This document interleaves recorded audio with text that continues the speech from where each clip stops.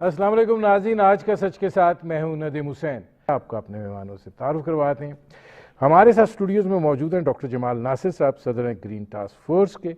हमारे साथ मौजूद हैं डॉक्टर ताहिर शमसी साहब, माहिर इमराज खून हैं। हमारे साथ मौजूद हैं डॉक्टर फरीदुन अहमद साहब, प्रोफेसर हैं फिजियोलॉजी के। और हमारे साथ मौजूद हैं डॉक्टर वजायत बंगश साहब, साबिक डायरेक्टर हैं पेम्स के। डॉक्टर जमाल नासिर साहब, आप यकीनन इस पे बड़े ऑप्टिमिस्टिक थे और आपको सबको इस पे खुश भी होना चाहिए। हमारी क़ुव्वत मुदाफ़िया जिसकी तरफ ताहिर शमसी साहब ने इशारा भी किया है, हमारा मौसमी हालात, हिकमत अमली, तीनों का कॉम्बिनेशन जो है ये फैक्टर बना है कि कोरोना आज इस स्टेज पे है। बिस्मिल्लाहिर्रहमानिर्रहीम। आपको याद होगा कि मैं शुरू से वाहिद और शायद दो डॉक्टर वजाहत बंगश भी मेरे साथ थे कि हम शुरू से कहते रहे कि इंशाअल्लाह ताला इस पूरे रीजन में ये इतना बड़ा प्रॉब्लम नहीं होगा। और वक्त ने साबित किया कि अल्लाह के फजलो करम से कि जो हमने सोचा, जो अल्लाह ने उस पर करम किया, इसमें अगर आप ये कहें ना कि बहुत बड़ा हुकूमतों का रोल है। हुकूमतों का रोल सिर्फ ये है कि एक डिसीजन बहुत अच्छा किया गया था हुकूमत की वजह से, जिसको मैं अप्रिशिएट करता हूँ, कि जब लॉकडाउन ना करने का डिसीजन किया गया, वो जो है बड़ा एक टर्निंग पॉइंट था। क्योंकि देखें दुनिया में वो, जैसे मैंने उस वक्त भी आपको कहा कि स्वीडन की जो रिसर्च हुई थी, जब उन्होंने ओपन किया तो उनके नंबर ऑफ़ जो डेथ थी ना अभी भी बहुत कम है बनिस्बत USA, इटली और तमाम ममालिक के। दूसरा हमारी तरफ ये हुआ कि मैंने उस वक्त भी आपको कहा था कि ये जितने ममालिक हैं, ख़ास तौर पे गल्फ़ कंट्रीज़ हैं, हमारी ये अरब कंट्री के साथ ये जो अफ्रीकन कंट्रीज़ हैं, ये हमारी सार्क कंट्रीज़ हैं, यहाँ कुछ ना कुछ फैक्टर्स ने बड़ा रोल अदा किया है, जिसमें मेरा ख्याल है इम्यूनिटी ने सबसे बड़ा रोल अदा किया है। क्योंकि एक बात तो तय है कि हमारे सार्क के ममालिक में सबसे ज़्यादा गंदी चीज़ें, गंदी दवाइयाँ, गंदी खुराक, गंदगी, मतलब 80% गंदा पानी। तो अल्लाह की तरफ से कोई हमारे अंदर ऑलरेडी बहुत बड़ी एक इम्यूनिटी जो थी वो मौजूद थी। दूसरा जो हमारा तजर्बा ये कामयाब हुआ वो ये हुआ कि जो हर्ड इम्यूनिटी, देखें ना, अभी डॉक्टर ताहिर शमसी ने जो बात की बिल्कुल सही की। मैंने भी इस पर रिसर्च की और मैंने उन लोगों पे ऊपर टेस्ट किया कि जिनको कोई प्रॉब्लम नहीं थे, वो ऐसे ही आए और सेहतमंद लोग थे। जब एंटीबॉडी टेस्ट किया, मेरा भी एग्जैक्टली जो ताहिर साहब ने कहा है सर ने कि 43%, मेरा भी 43% आया। हर्ड इम्यूनिटी क्या कहते हैं? हर्ड इम्यूनिटी उसको कहते हैं कि जब आप 50% से ज़्यादा की तरफ लोग एंटीबॉडी डेवलप करना शुरू कर दें या उनको वायरस कहीं ना कहीं टच कर जाए, तो उसको हर्ड इम्यूनिटी कहते हैं। आप अगला सवाल ये फ़ौरन कहना शुरू कर देते हैं कि जी इंडिया में बेतहाशा जो है एकदम से डेथ शुरू हो गई है। हुआ ये है कि हमने एक अच्छा काम ये किया कि हर्ड इम्यूनिटी, ये जो उसको खोला ना लॉकडाउन को, तो तेज़ी से वायरस ने एक दूसरे को लगाया और ये करता, और ये बिल्कुल अब जो जिस तरह ये शुरू में आया था कि जब शुरू में वायरस आया तो बहुत लीथल था। इसने आते ही एक तबाही फेरनी शुरू कर दी थी पाकिस्तान के अंदर, और ख़ास तौर पे जो बूढ़े लोग थे या ऑलरेडी कोई बीमारी थे उनकी डेथ रेट बहुत ज़्यादा थी। लेकिन वक्त के साथ साथ अब जो वायरस आ रहा है अभी भी बिल्कुल सही कहा ताहिर साहब ने कि ये अभी सर मौजूद है वायरस, ये ख़त्म नहीं होगा, लेकिन अब इसकी जो नुकसान पहुँचाने की सलाहियत है वो कुछ बहुत कम होगी। क्योंकि आज भी मैं डाटा देख रहा था, ये कभी भी हमारे इलाके में प्रॉब्लम नहीं रही। आज 6ठा महीना होने वाला है और 26 तारीख को पूरे 6 महीने हो जाएंगे। बड़ा इंटरेस्टिंग एक चीज़ मैं आपको बताना चाह रहा था कि आज के डाटा के हिसाब से इस वक्त दुनिया में जो वायरस की इन्फेक्टेड लोग हुए हैं वो 2 करोड़ से ऊपर हुए हैं, और तकरीबन 7 करोड़ 58 लाख के करीब जो है वो उनमें डेथ हुई हैं।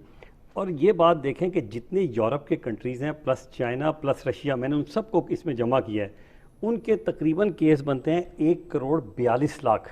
ये बड़ी इंपॉर्टेंट बात है।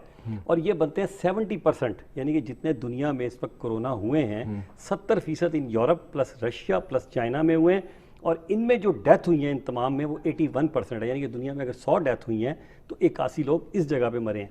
उसके मुकाबले में अगर आप पूरे पाकिस्तान, ये सार्क रीजन को लें, आप गल्फ़ कंट्रीज़ को लें, आप अफ्रीका की कंट्री को लें, जो तकरीबन 65% पॉपुलेशन बनती है, वो बड़ा इंटरेस्टिंग है आपके लिए फिगर कि वो 46 लाख, यानी जो 2/3 ऑफ पॉपुलेशन बन रही है, वहाँ सिर्फ 46 लाख इन्फेक्टेड हुए, जो कि 23% थे। यानी कि 23% लोग जो है इस सारे रीजन में इन्फेक्ट हुए, और डेथ जो थी 11% थी। यानी दुनिया में अगर 100 लोग मरे हैं तो 2/3 हिस्सा जो दुनिया की आबादी का था तो 11% था। इसलिए मैं तो शुरू से आपको कहता रहा कि ये कोरोना हमारे मुल्क का मसला नहीं, और अब एक नया ड्रामा शुरू हो गया, डराने वाला।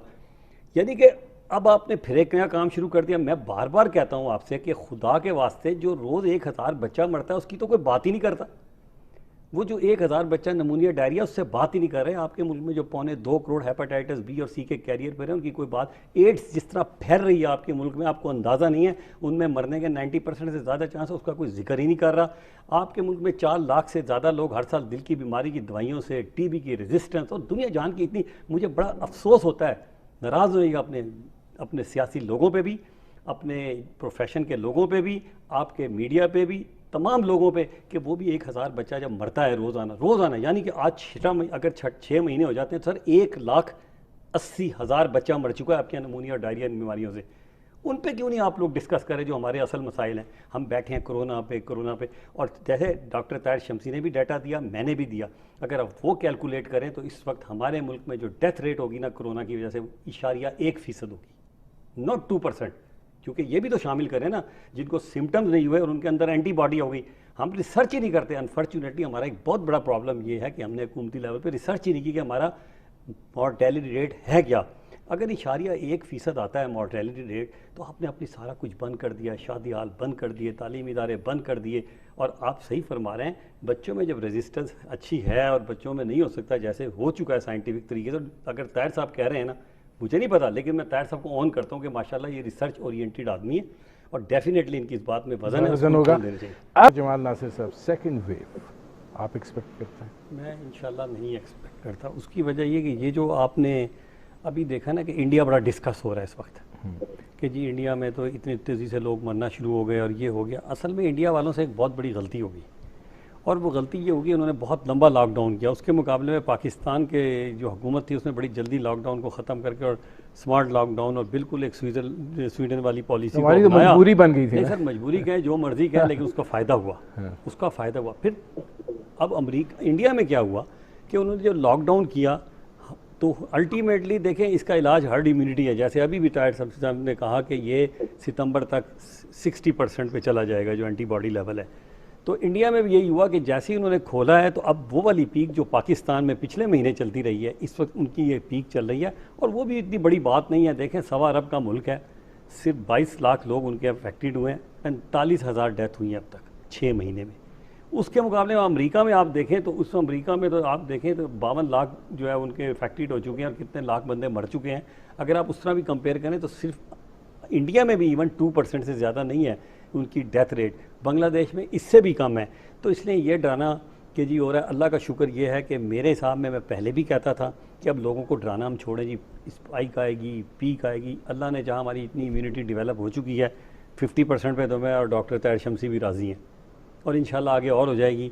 तो अल्लाह ने जहाँ हमारी इम्यूनिटी इतनी स्ट्रॉन्ग होगी कि सेकंड वेव के चांस नहीं है। मैं बार बार आपको कहता हूँ कि खुदा के वास्ते उन मरीज़ों का सोचें ना जो और मरीज़ हैं जिनको हम इग्नोर कर रहे हैं, लाखों मरे हैं, उनका कोई डिस्कस नहीं हो रहा। इसको छोड़ दें अब, कोरोना को बहुत हो गया। कोरोना ये बिल्कुल इस तरह बिहेव करेगा जैसे इन्फ्लुएंज़ा, क्योंकि जब इन्फ्लुएंज़ा फर्स्ट टाइम आया तो करोड़ों लोग मरे थे, आपको याद होना चाहिए, करोड़ों लोग। इसी तरह कोई भी वायरस आता है वो जब भी शुरू में आता है तो लोग मरते हैं, ये ख़त्म नहीं होगा। ये नज़ला ज़ुकाम खांसी की तरह इसको खुदा के वास्ते आप ट्रीट करें, इसको एक आम नज़ला ज़ुकाम की तरह ट्रीट करें, इससे खौफ मत खाएं, एहतियात ज़रूर करें। सही कह रहे हैं सारे कि मुहर्रम को हम एहतियात से अगर गुजार लें तो बड़ी अच्छी बात है। इसमें जो है हम बूढ़े लोगों को अवॉइड करें, SOP को फॉलो करें, लेकिन इंशाअल्लाह ताला सेकंड वेव मुझे नहीं नज़र आ रही, अल्लाह ने चाहा तो। वजाद जमाल नासिर साहब, बिल्कुल खोलना चाहिए स्कूलों को। वजाद बंगई साहब, जी बिल्कुल खोल देना चाहिए। तो इत्तेफाक के को ऑब्जर्व करें। प्रोग्राम से स्कूलों के बारे में ये निकल कर आया है कि जहां आपने सब कुछ खोल दिया है तो स्कूलों पर ये सितम क्यों है, उनको भी खोल दिया जाए। मेरे प्रोग्राम का वक्त ख़त्म हो रहा है। बहुत शुक्रिया डॉक्टर ताहिर शमसी साहब, बहुत शुक्रिया डॉक्टर फरीदुन साहब, बहुत शुक्रिया डॉक्टर वजाद बंगई साहब और बहुत शुक्रिया डॉक्टर जमाल नासिर साहब। नाज़रीन, आपने हमारे पैनल के शुरका की गुफ्तगू सुनी। अब तक के लिए इतना ही, इजाज़त दीजिए, अल्लाह हाफ़िज़।